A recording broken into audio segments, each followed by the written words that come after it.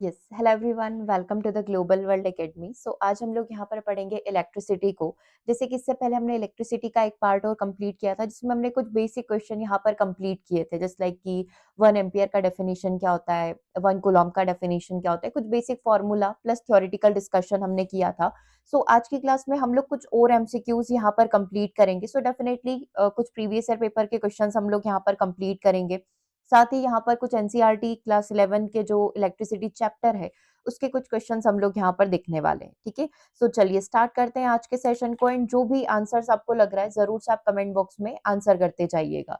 Question number 16 आपकी screen पर है। 15 तक अपन प्रीवियस सेशन में कंप्लीट कर चुके थे, और ये क्वेश्चन आपकी लास्ट क्लास का होमवर्क भी था, जिसमें ये पूछा गया है कि निम्नलिखित में से कौन से विद्युत आवेश का गुण यहाँ पर हो सकता है। इलेक्ट्रिक चार्ज की इन चारों में से क्या प्रॉपर्टी हो सकती है। देखो, सबसे पहला ऑप्शन यहाँ पर दे रखा है कि प्रभार का जोड़, मतलब चार्जेस को जोड़ा जा सकता है, एडिशन उनका किया जा सकता है। जस्ट लाइक 10 कूलम चार्ज है और 5 और आपने यहाँ पर ऐड कर दिया, तो क्या ये पॉसिबल है? क्या आप इसको टोटल करके 15 कह सकते हो क्या? चार्ज हमेशा कंजर्व रहेगा, चार्ज हमेशा संरक्षित रहेगा। आवेश को क्वांटाइज्ड किया जा सकता है, उसको कैलकुलेट किया जा सकता है, और किस फॉर्म में करते हो? Q is equal to any के फॉर्म में करते हो। ये हमेशा संरक्षित रहेगा। जिस तरह कि अपन द्रव्यमान संरक्षण का नियम पढ़ते हैं, वैसे ही आवेश संरक्षण का नियम पढ़ते हैं। इसको उत्पन्न नहीं किया जा सकता, नष्ट नहीं किया जा सकता, केवल आप इसे क्या कर सकते हो? ट्रांसफर कर सकते हो। तो यस, ये तीनों ही गुण किसके हैं? आवेश के, इलेक्ट्रिक चार्ज के। तो यहाँ से आंसर क्या हो जाएगा आपका? ऑप्शन नंबर डी हो जाएगा कि ये सारे ही गुण किसके अंदर आ जाते हैं? आवेशों के अंदर, चार्ज के अंदर आ जाते हैं। ठीक है, बेसिक क्वेश्चन था। तो यहाँ से आपको देखो तीन चीजें पढ़नी है।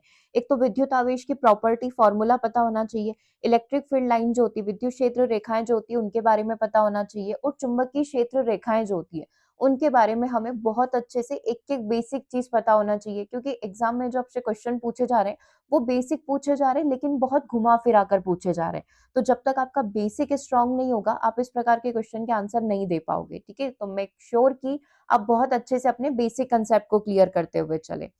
नेक्स्ट क्वेश्चन पर आ जाते हैं। विद्युत फ्यूज किसी परिपथ की सुरक्षा कैसे कर सकता है? How does an electric fuse protect a circuit? विद्युत फ्यूज हमारे पास है, हर घर में विद्युत फ्यूज लगा हुआ है। ठीक है, तो इससे हमारा जो परिपथ है, हमारा जो सर्किट है, जिससे fan light, tube light, fridge, सब चीजें कनेक्ट रहती है, तो वो कैसे सिक्योर करता है, कैसे उसको प्रोटेक्ट करके चलता है? तो सबसे पहला ऑप्शन ये बोल रहा है कि वो सर्किट में वोल्टेज को कम कर देता है, सर्किट में करंट को बढ़ा देता है, सर्किट को तोड़कर जब करंट एक निश्चित स्तर से अधिक हो जाता है, या सर्किट में मुक्त रूप से किसी भी मात्रा में करंट की अनुमति देकर। अब आपको पता है कि जैसे एकदम से अपन बोलते हैं ना कि यार हाई वोल्टेज आ रहा है या ऐसा कोई दिक्कत हो रहा है, तो हमारा फ्यूज उड़ गया है। ठीक है, फिर अपन वापस से फ्यूज ठीक करने जाते हैं, तो बेसिकली उस समय पर हो क्या हो रहा है, वो सर्किट को ब्रेक कर देता है। क्योंकि जब करंट एक निश्चित लिमिट से एकदम से ज्यादा आने लग जाता है, तो उस केस में आपका जो फ्यूज वायर होता है, बहुत ही पतला सा तार होता है, तो वो टूट जाता है। उसके टूटने की वजह से क्या होगा कि ये जो मेन सप्लाई जा रही थी, ये यहीं से रुक जाएगी, आगे सप्लाई नहीं पहुंच पाएगी। दैट मीन्स कि वो करंट हमारे घर तक नहीं रीच कर पाएगा। ठीक है, तो सर्किट को तोड़कर जब, कब? जब एक करंट निश्चित स्तर से ज्यादा यहाँ पर हो जाता है। तो आंसर हो गया अपना option number C. Next question number 18 को देखिएगा, इसका आंसर क्या होगा? क्रॉस सेक्शन ए और लंबाई एल के एक तार के माध्यम से करंट आई को यहाँ पर फ्लो करवाया जाता है। जब इसके सिरों पर वी का संभावित अंतर लगाया जाता है, तार का प्रतिरोध क्या होगा? अब आप इसकी लैंग्वेज देखकर समझ ही गए होंगे, ये एमपीएसबी का ही क्वेश्चन है, जो इतना घुमा फिरा कर यहाँ पर इसको पूछ रहा है। ठीक है, क्लियर है यहाँ तक? चलिए करो इसको, सारे ऑप्शंस देखो और आंसर करो, क्या आंसर होगा।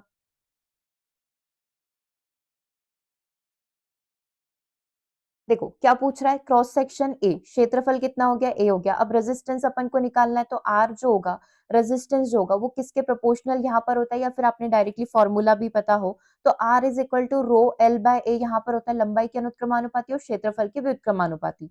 रो क्या होता है? इसे रो कहा जाता है। रो रेजिस्टिविटी यहाँ पर होती है, प्रतिरोधकता यहाँ पर होती है। ये डिपेंड करता है कि आपने जो तार लिया है, आपने जो वायर लिया है, वो कॉपर का है या लोहे का वायर है या सिल्वर का है, कौन सा वायर लिया है, उसकी प्रॉपर्टी के ऊपर डिपेंड करेगा। अब उसकी प्रॉपर्टी में उसका मेल्टिंग पॉइंट क्या है ना, हीटिंग एलिमेंट, और वो सारी चीजें उसके अंदर आ जाती है। मतलब बेसिकली उस तार के बारे में ये जानकारी है। ठीक है, तो हमेशा ध्यान रखना कि तार का जो प्रतिरोध है ना, वो उसकी लंबाई के अनुक्रमानुपाती हो जाएगा, और उसका जो क्षेत्रफल है उसके क्या हो जाएगा? व्युत्क्रमानुपाती यहाँ पर हो जाएगा। तो यहाँ से आंसर क्या हो जाएगा? डी यहाँ पर हो गया, लंबाई के अनुक्रमानुपाती एंड क्षेत्रफल के व्युत्क्रमानुपाती। और जब प्रोपोर्शनल का साइन हटाते हैं, तब हम लोग लगाते हैं रो, है ना, रो जिसे रेजिस्टिविटी कहा जाता है, ठीक है, ये इस तरीके से। चलिए, नेक्स्ट देखिएगा, टॉर्च में बल्ब को करंट विद्युत सेल द्वारा प्रदान की जाती है। जैसे आपके पास एक टॉर्च है, उसमें बल्ब को जो रोशनी मिल रहा है, उसका जो करंट मिल रहा है, वो किसके द्वारा मिल रहा है? एक विद्युत सेल के द्वारा यहाँ पर मिल रहा है। ठीक है, सेल में कितने प्रकार के टर्मिनल होते हैं? तो जैसे आप करंट की बात कर रहे हो, सेल में भी 2 प्रकार के टर्मिनल होंगे, पॉजिटिव एंड नेगेटिव टर्मिनल यहाँ पर हो जाएगा। तो आंसर क्या हो गया? ऑप्शन नंबर बी हो गया। ठीक है, विद्युत सेल द्वारा मिलेगा। प्रत्येक विद्युत सेल में कितने टर्मिनल बनेंगे? 2 टर्मिनल यहाँ पर बनेंगे, that is positive and negative. हमेशा ध्यान रखना, बेसिक कंसेप्ट है। नेक्स्ट ट्राई करते हैं, विद्युत रूप से आवेशित वस्तुओं के बीच में लगने वाला बल क्या कहा जाएगा? विद्युत रूप से आवेशित वस्तुएं मतलब कोई भी एक ऐसी वस्तु है जिसके अंदर क्या हो रहा है? करंट फ्लो हो रहा है ना, जिसके अंदर क्या हो पा रहा है? करंट फ्लो हो रहा है। तो इसके बीच में लगने वाला जो बल है, उसे क्या कहा जाएगा? मैं इसको मैग्नेटिक फोर्स बोलूं, इसको विद्युत चुंबकीय बल बोलूं, इसको विद्युत बल बोले, या फिर इसको गुरुत्वाकर्षण बल यहाँ पर कहा जा सकता है। देखो आपके सामने क्वेश्चन है ना, इसने क्या बोला है कि कोई भी इलेक्ट्रिकली चार्ज ऑब्जेक्ट है जिसको क्या किया जा रखा होगा? चार्ज किया जा रहा होगा, दैट मीन्स कि उसके अंदर करंट फ्लो हो रहा होगा। तो उसके अंदर जो करंट होगा, है ना, उसके अंदर जो करंट होगा वो क्या होगा, या उसे क्या नाम दिया जाएगा? तो देखो, चुंबकीय बल तो हो नहीं सकता, क्योंकि अकेले स्पेसिफिक उसके अंदर मैग्नेट का होना जरूरी है, वो चीज अपनी यहाँ पर हट गई। ठीक है, अब इसमें ऐसा नहीं कहा गया ना कि विद्युत की वजह से जो है चुंबकीय क्षेत्र यहाँ पर बन चुका है, ऐसा भी कोई स्पेसिफाई ईएमएफ वाली ऐसी कोई जानकारी नहीं है। तो यहाँ से डायरेक्टली आप आंसर दे सकते हो विद्युत बल करके। गुरुत्वाकर्षण बल, ग्रेविटी की भी बात नहीं हो रही, तो सिंपल सा है कि विद्युतिक रूप से आवेशित वस्तु है तो विद्युत बल यहाँ पर हो जाएगा। नेक्स्ट, ये भी आपका पूछा गया क्वेश्चन है, जो जो भी क्वेश्चन एग्जाम में पूछे गए मैं आपको हर एक इंडिविजुअल क्वेश्चन को यहाँ पर मेंशन कर दूंगी। तो देखिए, like charges each other and unlike charges each other. जो समान चार्ज यहाँ पर होंगे, अब समान चार्ज में पॉजिटिव पॉजिटिव हो सकते हैं, नेगेटिव नेगेटिव हो सकते हैं। अब समान चार्ज जो होते हैं एक दूसरे को क्या करते हैं? रिपेल यहाँ पर करते हैं, है ना, प्रतिकर्षित यहाँ पर करते हैं। एंड जो अपोजिट चार्ज यहाँ पर होंगे वो दोनों एक दूसरे को क्या करेंगे? अट्रैक्ट यहाँ पर करेंगे, आकर्षित। तो पहले वाले ऑप्शन में क्या भरे? पहले वाले ऑप्शन में अपन रिपेल भरेंगे, दूसरे वाले ऑप्शन में अपन अट्रैक्ट भरेंगे। पहले वाले ऑप्शन में अपन ने क्या भरा? विकर्षित भरा। दूसरे वाले ऑप्शन में क्या हो जाएगा? असमान चार्ज एक दूसरे को अट्रैक्ट करते हैं, आकर्षित करते हैं। ये लिखा हुआ है ऑप्शन नंबर 1 के अंदर। ये अपोजिट हो गया, कैंसल होता नहीं है। ठीक है, कंबाइन सेपरेट आप देखोगे तो ये भी ऐसा कुछ नहीं है।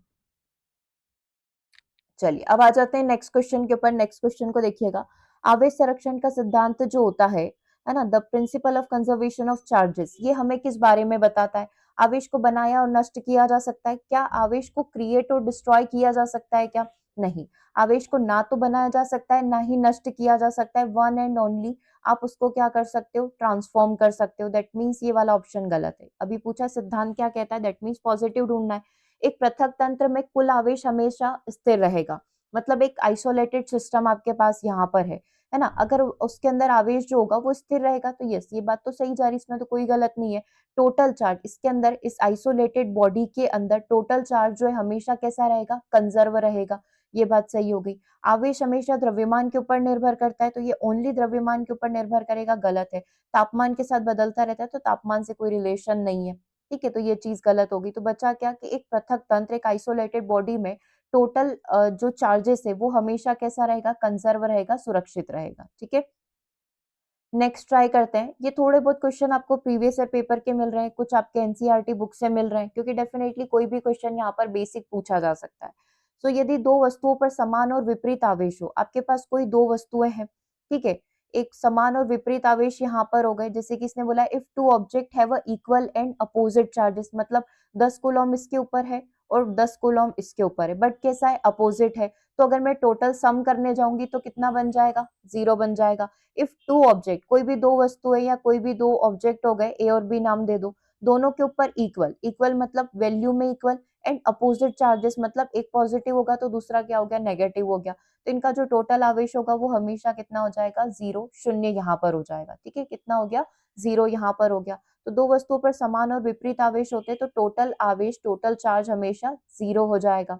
ठीक है, चलो, कौन सा उपपरमाण्विक कण बिना आवेश का होता है? ऐसा कौन सा कण है जिसके ऊपर कोई चार्ज नहीं है?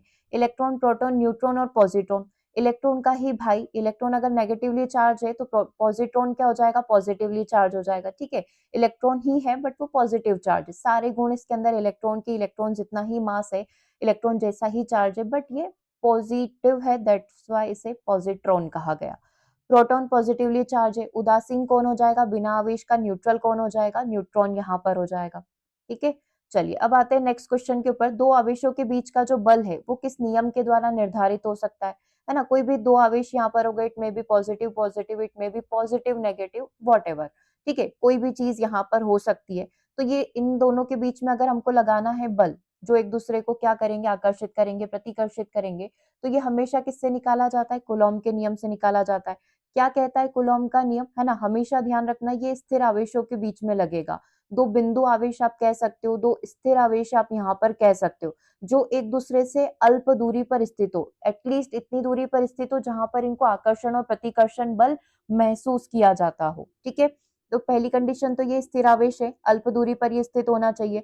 सो किन्हीं भी दो बिंदु आवेशों के बीच में आकर्षण या प्रतिकर्षण का जो बल होगा, उनके गुणनफल, जो आवेश होंगे जस्ट लाइक Q1 Q2, उनके गुणनफल के अनुक्रमानुपाती, और उनके बीच की जो दूरी यहाँ पर चाहे तो आप r मान सकते हो, चाहे तो आप d मान सकते हो, कोई बात नहीं, उनकी दूरी के वर्ग के व्युत्क्रमानुपाती होगा।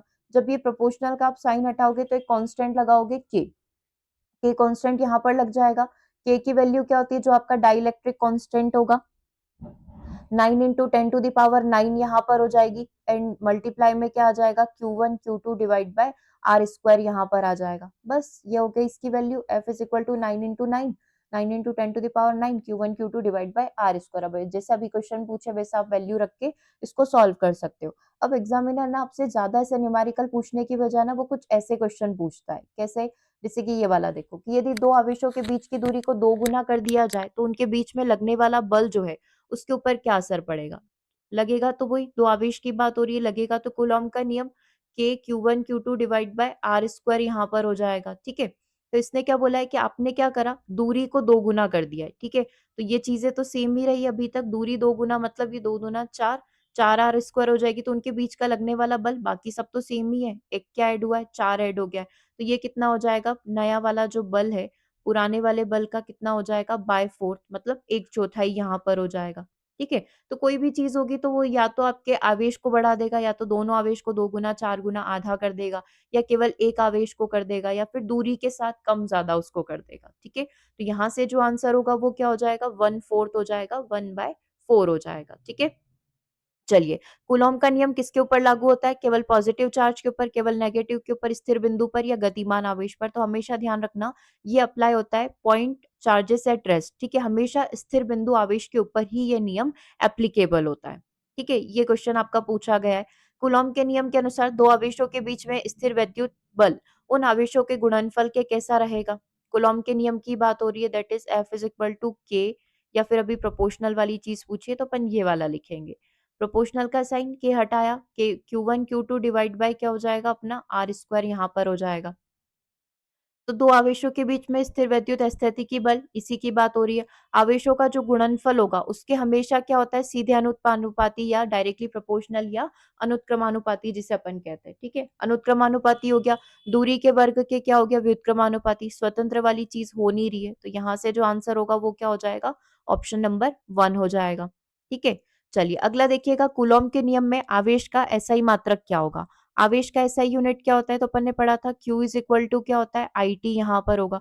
Q जहां पर आपका आवेश चार्ज हो जाएगा, इलेक्ट्रिक चार्ज हो जाएगा, I करंट, और T समय हो जाएगा। ठीक है, ये अपन ये कह सकते हैं ना कि करंट फ्लो हो रहा है, कितने समय तक जो करंट फ्लो हुआ वो अपना आवेश हो जाएगा। ठीक है, तो अब इसने बोला है कि आवेश की जो इकाई होगी वो क्या होगी, आवेश की इकाई कूलॉम यहाँ पर हो जाएगी।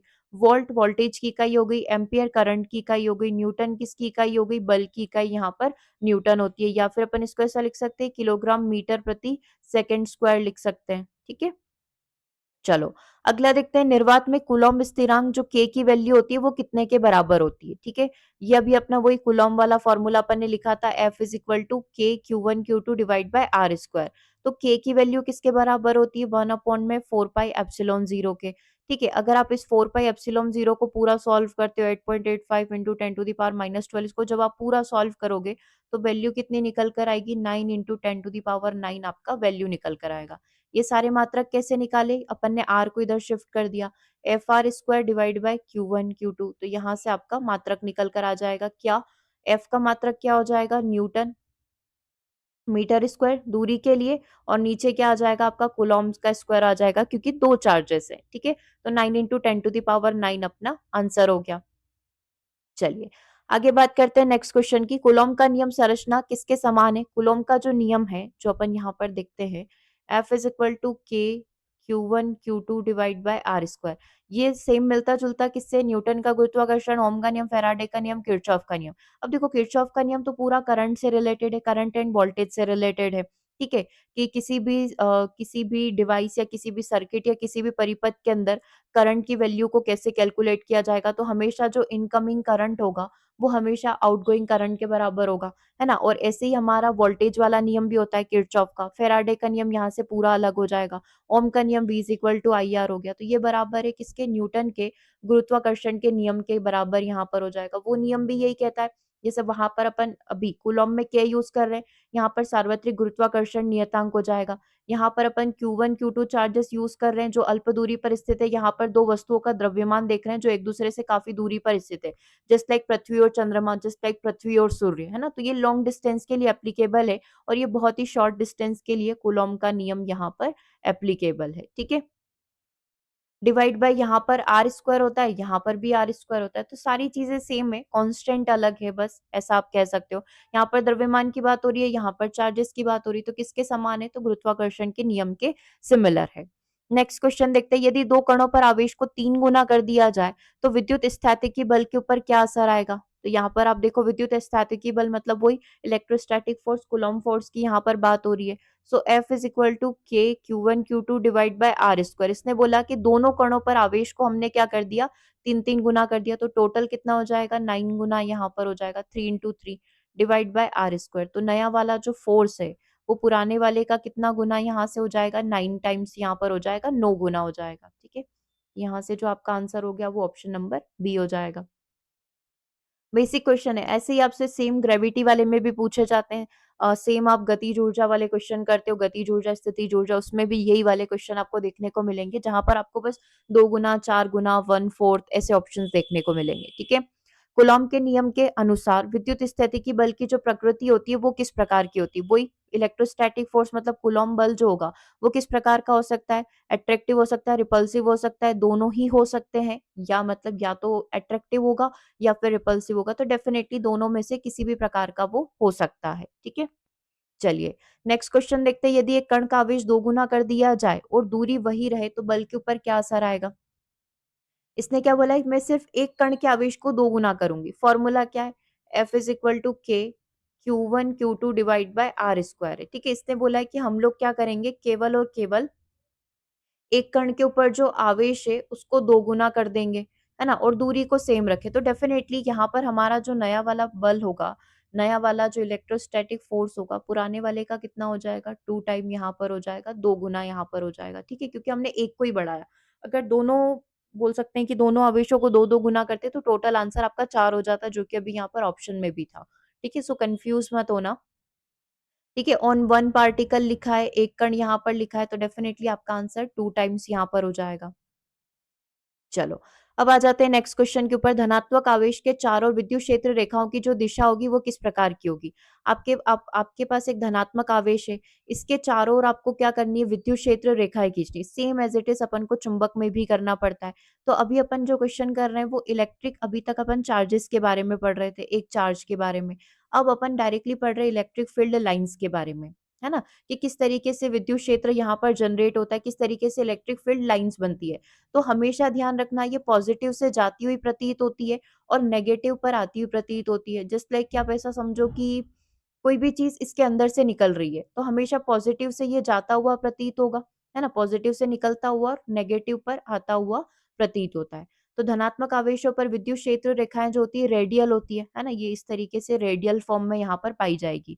तो रेडियली रूप से कैसी हो जाएगी? बाहर हो जाएगी, मतलब बाहर निकलती हुई आपको प्रतीत होगी।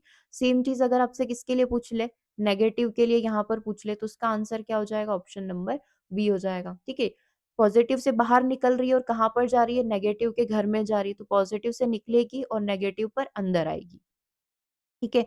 अगला देखिएगा विद्युत क्षेत्र रेखाएँ जो होती है वो किस चीज़ का प्रतिनिधित्व करती है?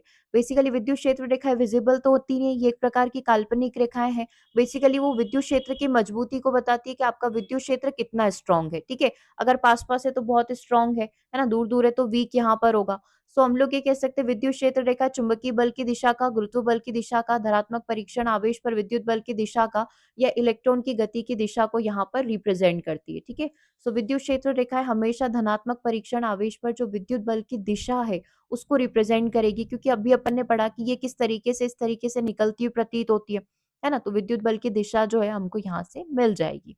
ठीक है, धनात्मक परीक्षण आवेश पर विद्युत बल की दिशा को ये रिप्रेजेंट करती है। ठीक है, हमेशा पॉजिटिव से निकलेगी और नेगेटिव पर जाती हुई प्रतीत होगी। तो इसका ओरिजिन का हुआ, इसका ओरिजिन बिंदु कौन हो गया? ओरिजिन आपका यहाँ से हो गया आपका पॉजिटिवली चार्ज, ठीक है? और नेगेटिव पर आती हुई प्रतीत हो रही है, मतलब इसका जो एंडिंग पॉइंट होगा वो क्या हो जाएगा?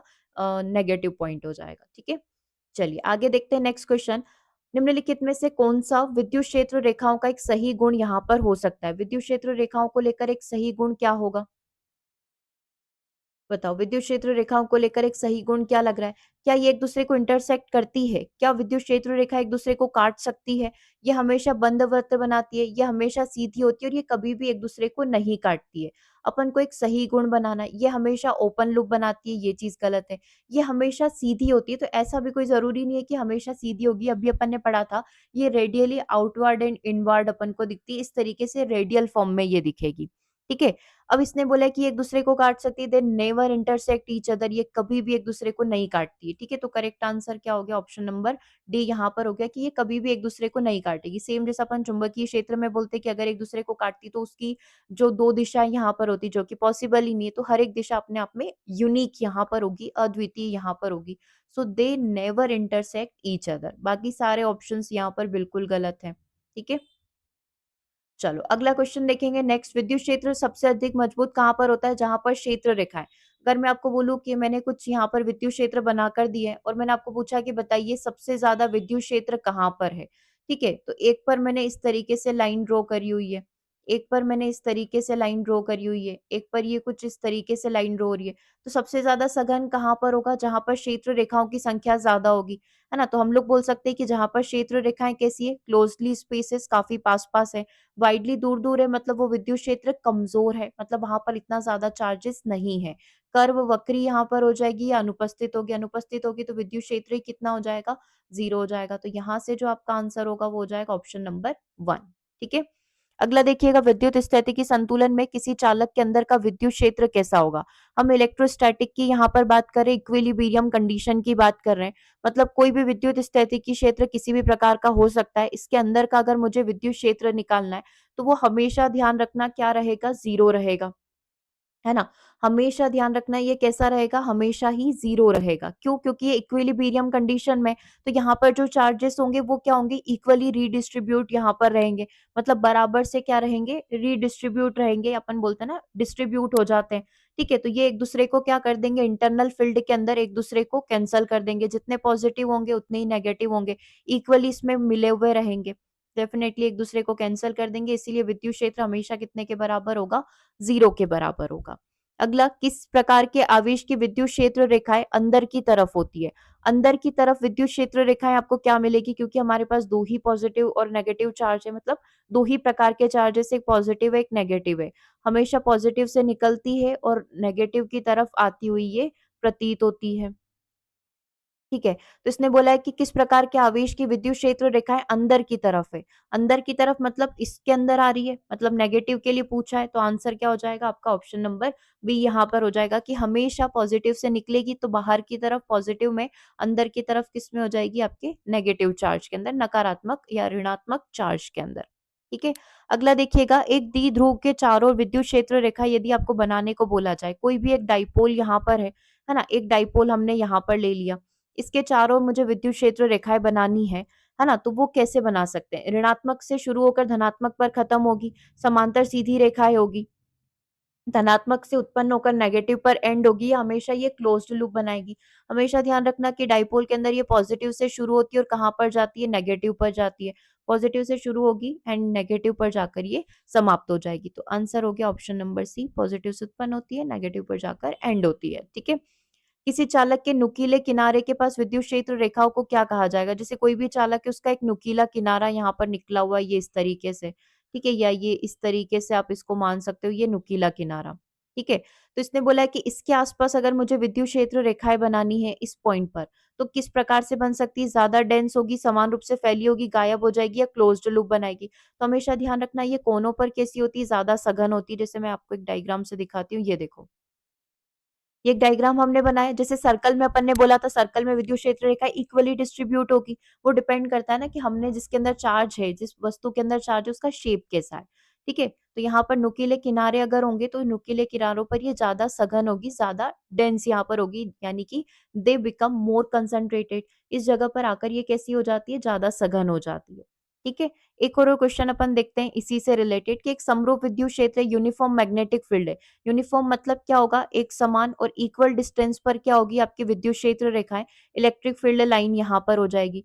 तो इसने ये बोला है कि एक समान विद्युत क्षेत्र में जो एक समरूप क्षेत्र में जो विद्युत क्षेत्र रेखाएं हैं, वो क्या होगी, समांतर और समान दूरी पर, इक्वल डिस्टेंस पर यहाँ पर स्थित होगी। ठीक है। जैसे ये एक समान विद्युत क्षेत्र है, तो ये सारी विद्युत क्षेत्र रेखाएं अगर आप इसके अगेंस्ट, इसके आसपास खींचोगे, तो ये समान और समान दूरी पर स्थित होगी। ठीक है। और चार्ज क्या है, स्थिर है। अगर चार्ज मूविंग है तो डेफिनेटली वो सारी चीजें भी चेंज होती रहेगी।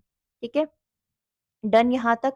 चलिए अगला देखिएगा, किसी आवेश से निकलने वाली विद्युत क्षेत्र रेखाओं की जो संख्या होगी वो किसके समानुपाती होगी? अभी तक तो अपन इस टाइप के क्वेश्चन किसके लिए कंप्लीट कर रहे थे, चार्ज के लिए, कूलॉम के नियम से। ठीक है।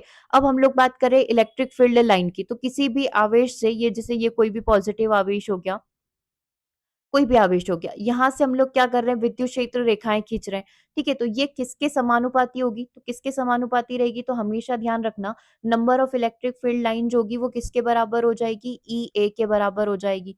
ठीक है। अब देखो ऑप्शन वाइज पहले देख लेते हैं कि आवेश के वर्ग के, आवेश के परिमाण के, आवेश के व्युत्क्रमानुपाती, या आवेश से दूरी के समानुपाती यहाँ पर होगी। तो अगर मैं नंबर निकालूंगी, है ना, कि कितनी इलेक्ट्रिक फील्ड लाइन है, बेसिकली नंबर क्या बताएगा, उसकी ताकत को बताएगा। जितना ज्यादा नंबर होगा उसकी ताकत उतनी ही ज्यादा होगी। ठीक है। तो ये किसके समानुपाती हो जाएगी, तो आवेश के परिमाण के, चार्ज के मैग्नीट्यूड के, ये चार्ज कितना है उसके समानुपाती यहाँ पर हो जाएगी। क्लियर है यहाँ तक?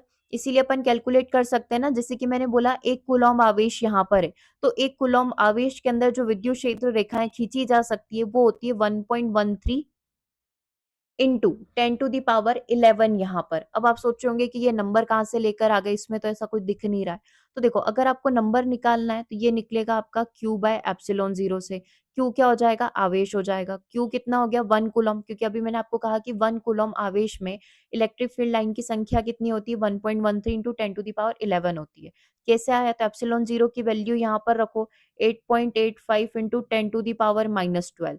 ठीक है। अब आप क्या करोगे, इसको ऊपर लेकर चले जाओ, मतलब 1 को 8.85 से डिवाइड करो, और ये 10 टू दी पावर ऊपर चला गया, 12 ऊपर चला गया। तो जब आप इसको सॉल्व करोगे ना, तो आपका आंसर आएगा 1.13 into 10 to the power 11 numbers. तो एक कूलॉम आवेश में इतनी इलेक्ट्रिक फील्ड लाइन खींची जा सकती है। 2 कूलॉम आवेश में तो 2 का मल्टीप्लाई कर दो, 3 कूलॉम आवेश में तो 3 का, इस वाले में क्या कर दो, मल्टीप्लाई कर दो। तो इस तरीके से अपन नंबर निकालते हैं। जितना ज्यादा नंबर होगा उतने ज्यादा आवेश यहाँ पर होंगे। ठीक है। क्लियर है यहाँ तक? चलिए एक क्वेश्चन आप एज अ होमवर्क लीजिए, इसका आंसर आप मुझे कमेंट बॉक्स में करेंगे। एक विद्युत द्विध्रुव एक डाइपोल के अंदर क्या होता है? दो समान आवेश जो एक दूसरे से दूरी पर स्थित हो, दो विपरीत आवेश जो एक दूरी पर स्थित होते हैं, एकल आवेश जो क्या कर रहा होता है, वृत्तीय पथ में गति कर रहा होता है, या फिर एक न्यूट्रल कंडक्टर, एक न्यूट्रल चालक यहाँ पर हो सकता है।